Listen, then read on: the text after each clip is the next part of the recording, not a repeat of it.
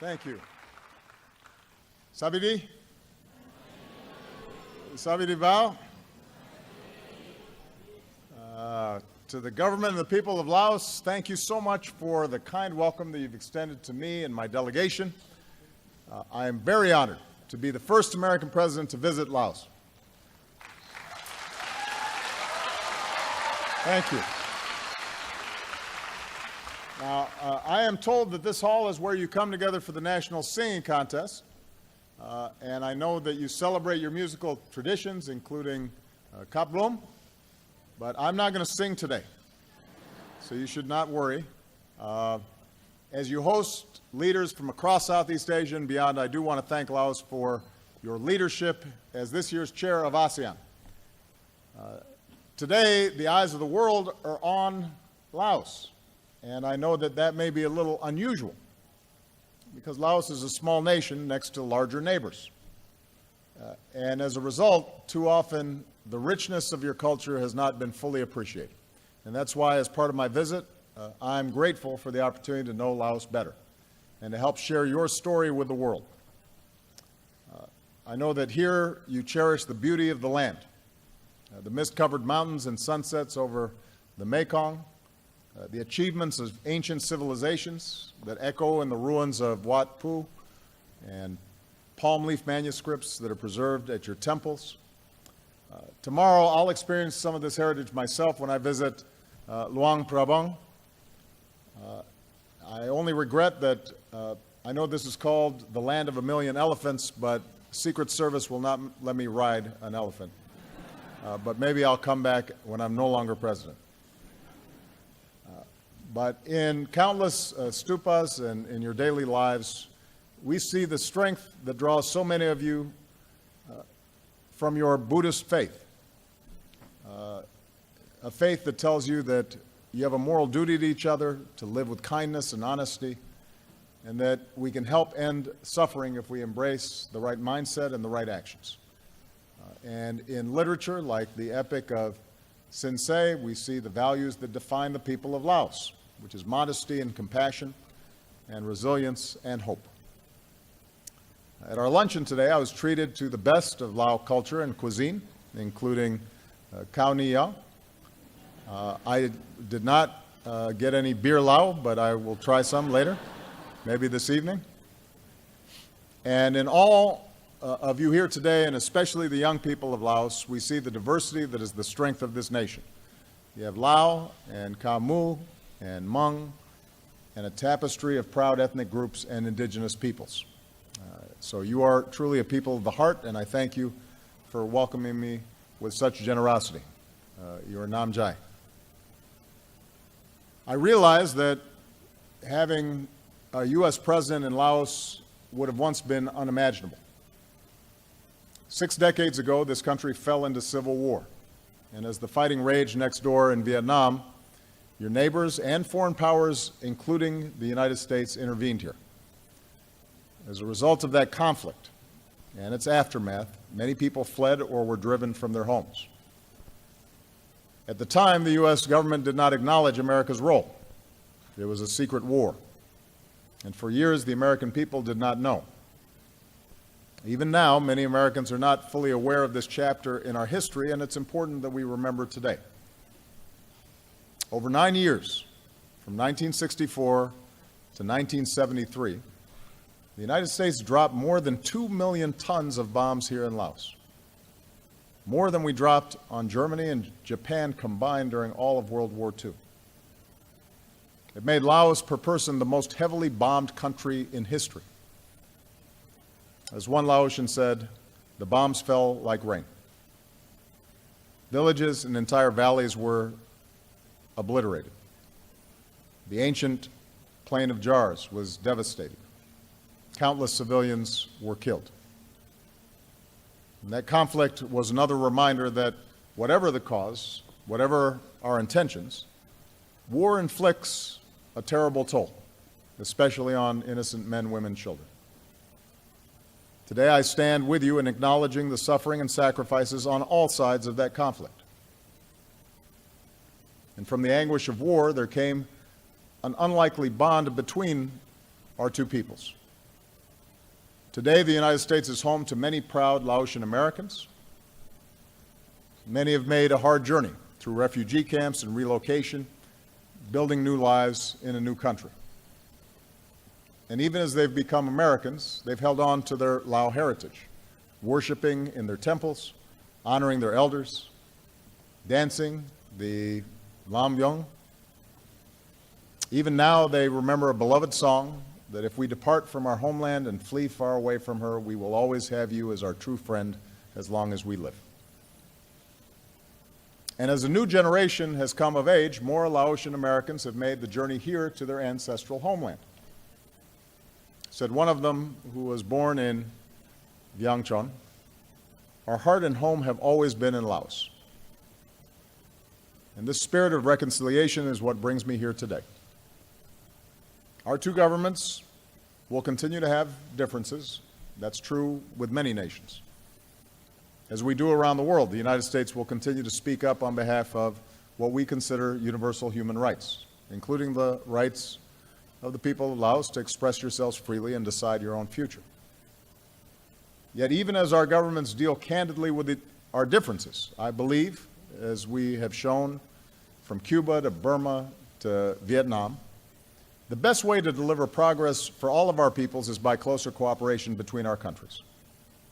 And that's why today, the United States and Laos have agreed to a new comprehensive partnership to guide and deepen our relationship for years to come. Our partnership recognizes that the Lao People's Democratic Republic is an independent, sovereign nation. The United States does not seek to impose our will on Laos.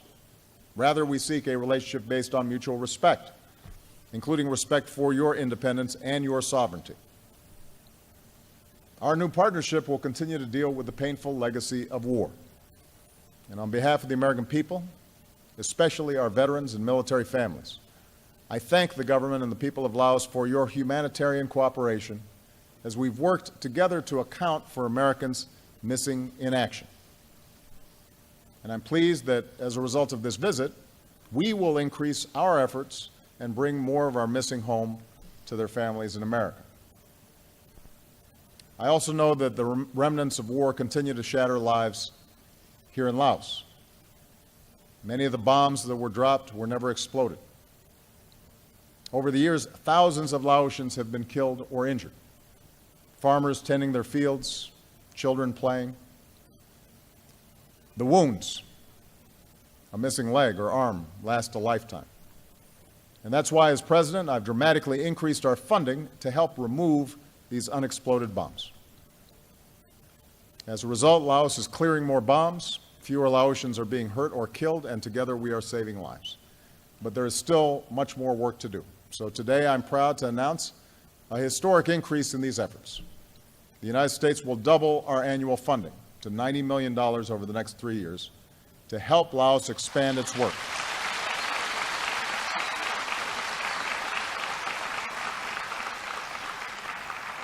This will help Laos expand its work to remove even more bombs, allow Laotians to farm more land, and increase support for victims.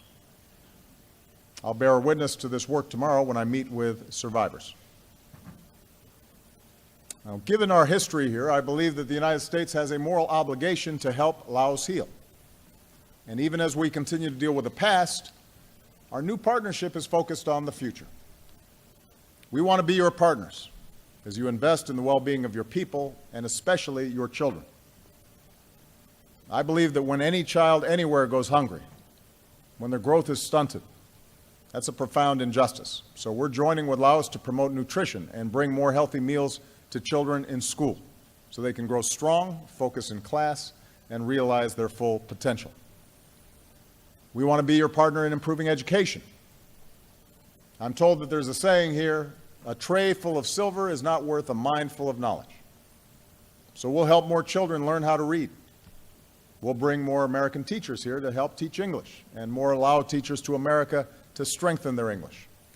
And I'm proud to announce that an initiative that's very important to me and to my wife, Michelle, an initiative called Let Girls Learn, is coming to Laos and Nepal.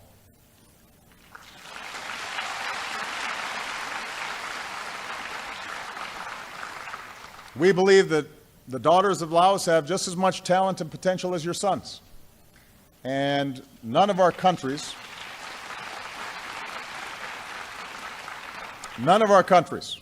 anywhere in the world can truly succeed unless our girls and our women have every opportunity to succeed, the same opportunities as boys and men do.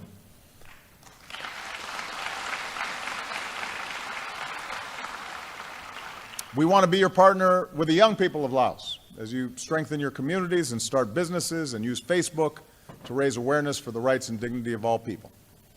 And that's why, as part of our Young Southeast Asian Leaders Initiative, we're helping young men and women across Laos develop the skills you need to succeed. Two of our top companies, Microsoft and General Electric, are helping to increase training in engineering and technology. Young people in Laos shouldn't have to move someplace else in order to prosper. You should be able to work and build a better life right here in Laos. And we want to be your partners as Laos forges greater trade and commerce with the world. When other countries invest here, it should create jobs here for the people of Laos. So as Laos pursues economic and labor reforms, we'll work to encourage more trade and investment between our two countries and between Laos and the rest of this region. As a result of my visit, I hope that more Americans come here as well to experience your country and the beautiful culture and to forge new friendships between our peoples. As Laos grows, we want to be your partner in protecting the natural beauty of your country, from your forests to your rivers. As Laos works to meet its growing need for energy, I want to work with you to pursue clean, renewable energies like solar. And let's help farmers protect their crops and villages, adapt to a changing climate. We should work together so that development is sustainable, especially along the Mekong, upon which millions of people depend for their livelihood and their food and their health. The Mekong is a treasure that has to be protected for future generations, and we want to be your partner in that process. So this is the future our two countries can build together, and I'm optimistic that we can do it. I'm confident because my visit is part of a broader agenda. As some of you know, as President, a key priority of my foreign policy has been to deepen our engagement with the nations and peoples of the Asia-Pacific. And here on the final leg of my last visit to Asia as President, I want to discuss why the commitment of the United States to this region will endure for the long term. America's interest in the Asia-Pacific is not new. It's not a passing fad. It reflects fundamental national interests. And in the United States, across the political spectrum, there's widespread recognition that the Asia-Pacific will become even more important in the century ahead, both to America and to the world. In this region, we see hundreds of millions of young people with high expectations for their lives. With many of our major trading partners and most of the world's growing middle class, growth here can mean more jobs and opportunity in all countries. This region is home to 5 of our treaty allies and some of the world's most capable militaries, which means Asia will shape the course of global security. And this region is home to more than half of humanity, Asian nations, developing and developed, who will be essential in the fight against challenges like climate change. So for all these reasons, I've worked to rebalance our foreign policy so the United States is playing a larger and long-term role in the Asia-Pacific region. We strengthened our alliances. With our new defense guidelines, Japan and the United States will do even more together to uphold regional security. We've expanded our collaboration with the Republic of Korea, including on missile defense to counter North Korean threats.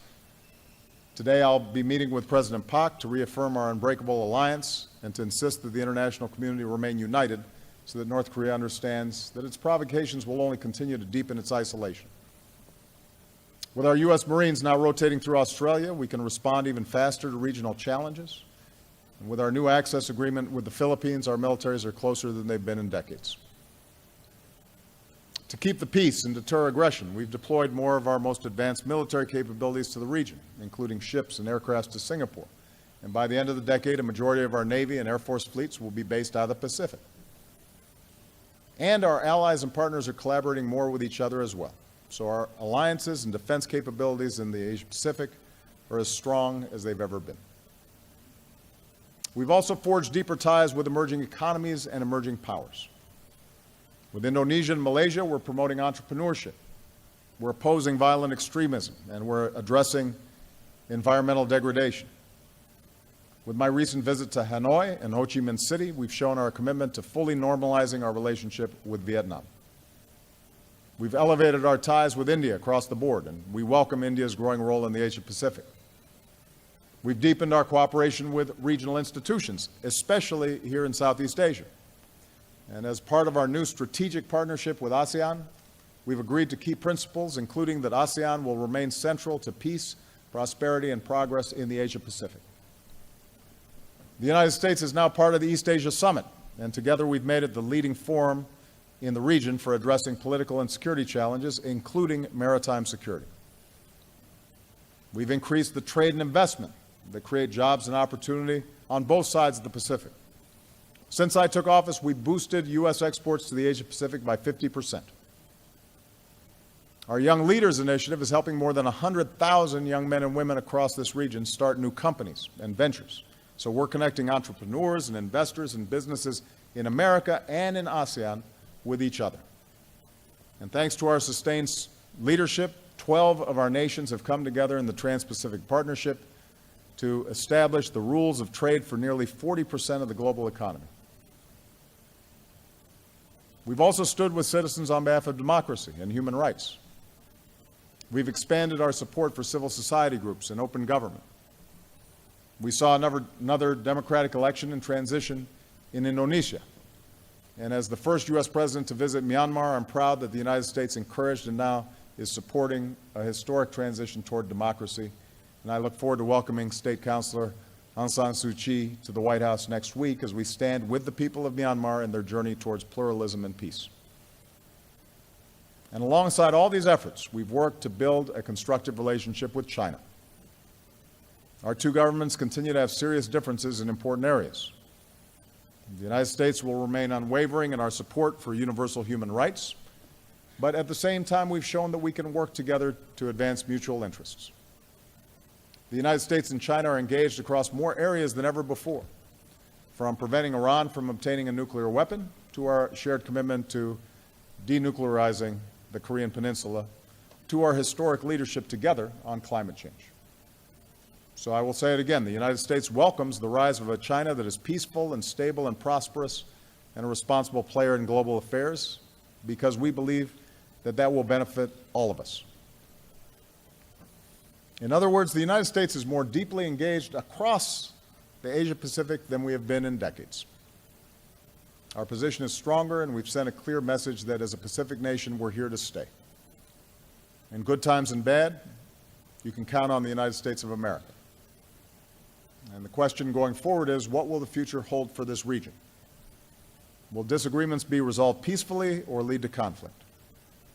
Will economies continue to integrate or succumb to mercantilism or protectionism? Will human dignity be upheld or will it be denied? Will the international rules and norms that have enabled progress in this region be maintained or will they erode? So with the time I have left, allow me to share our vision, the values that guide us, and the future we're working toward. Our basic principles for peace and progress here in this region, including Laos and across the Asia-Pacific. First, we believe that all nations and peoples deserve to live in security and peace. We believe that the sovereignty and territorial integrity of every nation must be upheld. And we believe that every nation matters, no matter their size. We believe that bigger nations should not dictate to smaller nations, and that all nations should play by the same rules. America's treaty allies must know our commitment to your defense is a solemn obligation that will never waver. And across the region, including in the East and South China Seas, the United States will continue to fly and sail and operate wherever international law allows and support the right of all countries to do the same. We will stand with our allies and partners in upholding fundamental interests, among them freedom of navigation and overflight, lawful commerce that's not impeded, and peaceful resolution of disputes. That's the security that we seek. We also believe that just as nations have rights, nations also have responsibilities, including the responsibility to work together to address problems no nation can solve alone. So many of today's threats transcend borders, and every country has a role to play. We will have to cooperate better together to stop terrorist attacks and to prevent the spread of the world's most dangerous weapons. We will have to work together to avoid the worst effects of climate change.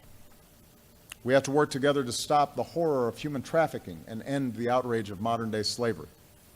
These are areas where we seek deeper cooperation. We believe in prosperity that is shared and that reduces poverty and inequality by lifting up the many and not just a few wealthy people at the top. Rather than simply extracting another country's natural resources, we believe development has to invest in people, in their education, and in their skills. We believe that trade should be free and truly fair, and that workers and the environment should be protected. We believe that governments should not conduct or knowingly support cyber-enabled theft of intellectual property for commercial gain. And we believe that there needs to be good governance, because people should not have to pay a bribe to start a business or sell their goods. And that's the kind of development and the kind of trade that we seek. That's why the Trans-Pacific Partnership is so important, not only because TPP countries, including the United States, will be able to sell more goods to each other, but it also has important strategic benefits. TPP is a core pillar of America's rebalance to the Asia-Pacific, and the trade and the growth it supports will reinforce America's security alliances and regional partnerships. It will build greater integration and trust across this region. And I have said before, and I will say again, failure to move ahead with TPP would not just have economic consequences, but would call into question America's leadership in this vital region. So, as difficult as the politics are back home, I will continue to push hard on the U.S. Congress to approve TPP before I leave office, because I think it is important for this entire region and it is important for the United States. I believe that nations are stronger and more successful when they uphold human rights. We speak out for these rights not because we think our own country is perfect, no nation is, but not because we think every country should do as we do, because each nation has to follow its own path. But we will speak up on behalf of human rights because we believe they are the birthright of every human being. And we know that democracy can flourish in Asia because we've seen it thrive, from Japan and South Korea to Taiwan. Across this region, we see citizens reaching to shape their own futures. And freedom of speech and assembly and the right to organize peacefully in civil society without harassment or fear of arrest or disappearing, we think makes a country stronger. A free press that can expose abuse and injustice makes a country stronger. And access to information and an open internet where people can learn and share ideas makes a country stronger. An independent judiciary that upholds the rule of law and free and fair elections so that citizens can choose their own leaders. These are all the rights that we seek for all people. We believe that societies are more stable and just when they recognize the inherent dignity of every human being. The dignity of being able to live and pray as you choose, so that Muslims know they are a part of Myanmar's future. And Christians and Buddhists have the right to worship freely in China. The dignity of being treated equally under the law, so that no matter where you come from, or who you love, or what you look like, you are respected. And the dignity of a healthy life, because no child should ever die from hunger or a mosquito bite or the poison of dirty water. This is the justice that we seek in the world. And finally, we believe that the ties between our nations must be rooted in friendship and trust between our peoples. I think of several Laotian Americans whose families came to the United States as refugees. Our nations are connected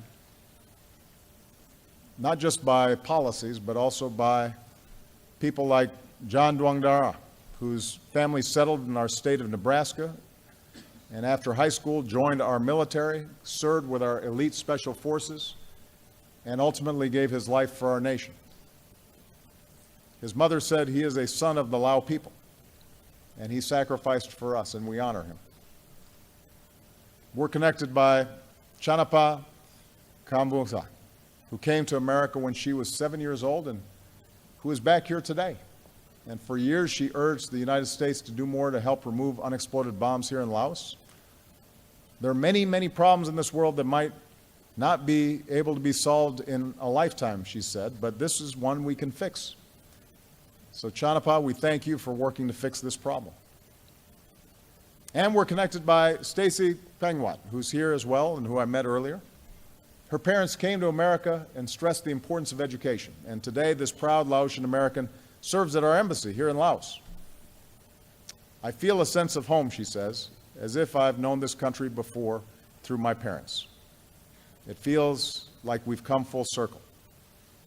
And so, Stacy, on behalf of all of us, thank you for helping to bring our countries closer together.